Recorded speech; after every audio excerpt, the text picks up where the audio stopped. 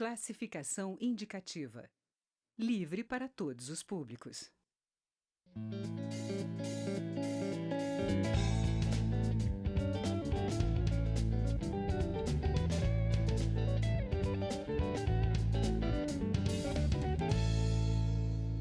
Tanto a reforma da Previdência Geral quanto a dos militares enviadas pelo Palácio do Planalto já estão na Câmara dos Deputados. O caminho para uma eventual aprovação é longo e as reformas têm se mostrado bastante polêmicas. Quem conversa comigo sobre a reforma da Previdência é o deputado Zeca Dirceu, do PT do Paraná. Eu sou Aline Machado e você está no Palavra Aberta. Deputado, é um prazer recebê-lo aqui no programa, começando em linhas gerais sobre a proposta do governo Bolsonaro que reforma a Previdência. O argumento principal, ou um dos pilares da reforma, seria que ela traz uma justiça fiscal, ou que atingiria aqueles que ganham mais e que recebem mais na aposentadoria. O que o senhor diz sobre esse argumento? O governo mente quando diz que a reforma é para acabar com privilégios. Se fosse para acabar com privilégios, eu seria totalmente a favor. E ela estaria tratando apenas de alguns aspectos, de alguns segmentos, daqueles que recebem a aposentadoria. Por exemplo, estaria tratando dos privilégios dos políticos, dos juízes, dos promotores, das Forças Armadas. Mas não. Quando a gente olha o estudo do Ministério da Economia, que diz que em 10 anos a reforma vai economizar dos cofres públicos R$1 trilhão, a gente já percebe que é mentira, que é para acabar com privilégios. Porque desse 1 milhão, o dinheiro vai sair do bolso de quem? Não é dos políticos, não é dos juízes, não é dos promotores, não é da turma das Forças Armadas. O dinheiro vai sair 850 milhões de quem ganha de 1 até 3 salários mínimos. Ou seja, quem não tem privilégio nenhum. Professor, professora não tem privilégio, deveria estar fora da reforma. Agricultor e agricultora não tem privilégio, tem uma função social de colocar alimento na nossa mesa. Deveria estar fora de uma reforma como essa. Quem ganha um salário mínimo não é um privilegiado. O idoso, o pobrezinho que recebe lá o BPC, que quer inclusive que ele viva com R$400, não é um privilegiado. Então não é uma reforma para acabar com privilégios. Na minha ótica, depois de estudar e ler muito, eu percebo que é uma reforma que tem como objetivo privatizar a previdência pública do nosso país. Quer entregar na mão dos bancos, dos banqueiros, um negócio. Na verdade não é um negócio, é um direito sagrado, de que todos devem ter, de poder se aposentar com dignidade. Só uma medida da proposta já prova o que eu estou dizendo, quando cria o regime de capitalização individual. Isso é um regime cruel, é um regime que o trabalhador tem que se virar sozinho.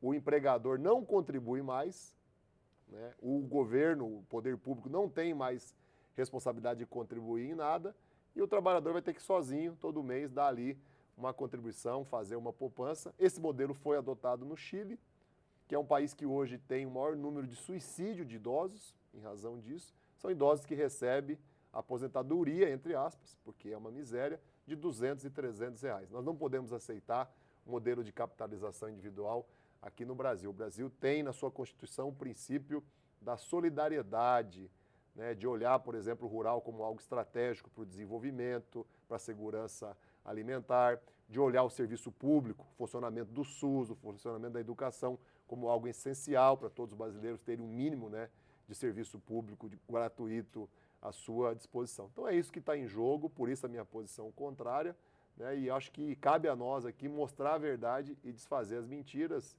Por isso que eu estou aqui hoje para esse debate, para essa conversa. Deputado Zeca Dirceu, vamos falar sobre os 3 pontos que a base do governo colocou como essenciais para saírem da proposta, ou seja, numa eventual aprovação, esses 3 pontos precisam entrar na negociação, que seriam BPC, benefício de prestação continuada, a aposentadoria dos agricultores, ou seja, rural, e também a questão da desconstitucionalização das aposentadorias. Queria falar sobre cada um desses pontos. Os partidos da base já falaram que precisam negociar esses assuntos. Para os partidos de oposição, isso também é crucial. A proposta do ministro da Economia, Paulo Guedes, que é o ministro dos bancos, dos banqueiros, e que Bolsonaro, que era contra, que fez 67 discursos aqui na Câmara contra, agora assumiu, ela é uma proposta criminosa, ela é uma proposta exagerada, Ela é uma proposta feita no momento errado, da maneira errada. E a prova disso é que a própria base do governo, nós estamos falando aí de 13 partidos, né, nós estamos falando de 278 parlamentares, está se negando a votar uma série de pontos que você acabou aqui de citar. A nossa posição ela é mais direta e objetiva ainda, né? Os partidos de oposição vão se posicionar contra todos os aspectos da reforma. Não que a gente desconheça ou não reconheça, né, a necessidade de tempo em tempo estar fazendo pequenos ajustes. Isso já foi feito na época do Fernando Henrique, né, foi feito na época do Lula, foi feito na época da Dilma. É natural, todos os países do mundo fazem, mas de maneira gradual, de maneira sutil e nunca penalizando quem ganha um salário mínimo, nunca penalizando as mulheres. Que privilégio tem as mulheres? Têm dupla jornada de trabalho, recebem até hoje menos que os homens em muitas funções. E quando a gente olha a proposta, ela é dura com os homens, mas ela é muito mais dura com as mulheres que não têm privilégio algum, né? E se escoram, né, num discurso falso também, de que ou faz isso ou ninguém mais se aposenta no futuro. Não é verdade. O Brasil é um país rico, arrecada muito, tem capacidade financeira para fazer suporte a uma previdência pública que tem na sua origem, né, a ideia da solidariedade, né, que prega e vive, né, o dia a dia do nosso país. Então não é verdadeiro isso. Déficit extraordinário também não existe, né? O Brasil, né, mesmo nesse cálculo falso que o governo faz, não teve déficit por mais de uma década. Durante o governo Lula, em 8 anos, não houve déficit algum. Então o problema do déficit hoje, esse chamado, que na verdade não é verdadeiro, mas que eles contabilizam sem considerar algumas receitas importantes, como a COFINS, como a contribuição sobre lucro líquido, né? Esse déficit ele não é fruto dos critérios que a gente tem hoje na Previdência. Se tem algum tipo de déficit, ou se tem um certo desequilíbrio nos últimos 2, 3 anos, é pelo desemprego, é pela reforma trabalhista, é pela informalidade que se criou no país e que agora, é claro, muito menos pessoas estão contribuindo. Quando a gente olha os gráficos, né, da história da arrecadação da Previdência, ela vinha numa linha ascendente muito próxima aos gastos. O que quebrou isso não foi que os critérios são errados ou que há um problema grave, foi a crise econômica do país, a recessão que o Brasil entrou de 2015, 2016 para cá. Então a solução seriam outras medidas, reforma tributária, reforma bancária, política econômica de verdade, de um governo novo que incentivasse a produção, o consumo, né? O crescimento econômico do país é uma das soluções para o Brasil equilibrar as suas despesas e receitas. A reforma tributária é a solução, a reforma bancária é a solução. É um erro, é uma crueldade querer começar com a reforma da Previdência, que só afeta e só atinge o povo trabalhador que ganha um salário mínimo no nosso país. Deputado Zeca, o ministro da Economia, Paulo Guedes, ficou de vir à Câmara, não veio. Agora existem requerimentos, inclusive, para convocar o ministro da Economia para explicar a reforma da Previdência.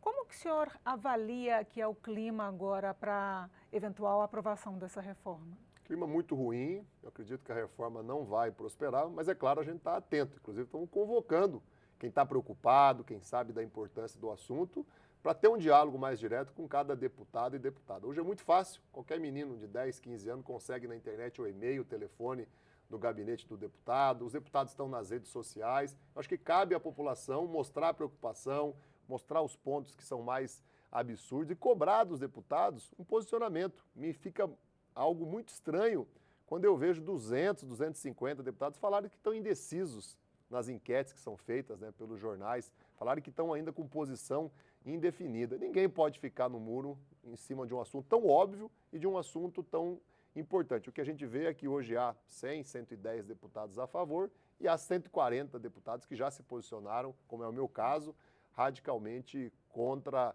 a proposta. A atitude do ministro Paulo Guedes é um pouco do que aconteceu com essa nota, né, dos partidos da base, né? Nem eles têm coragem de defender. Nem o próprio ministro da Economia, que é o autor da proposta, elaborada com os bancos, que é para entregar para os bancos a previdência pública do país, teve coragem de vir aqui.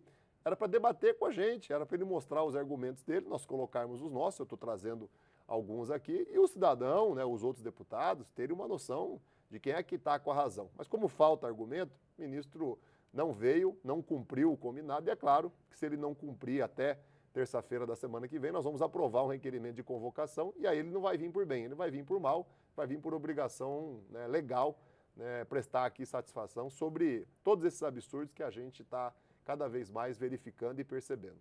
Deputado Zeca Dirceu, eu agradeço muito a sua presença aqui no Palavra Aberta. Obrigado, feliz de estar aqui. Um abraço a todos. Muito obrigada. Eu conversei com o deputado Zeca Dirceu, do PT do Paraná. Eu sou Aline Machado e você acabou de acompanhar o Palavra Aberta. Este programa está na internet também. Até a próxima edição.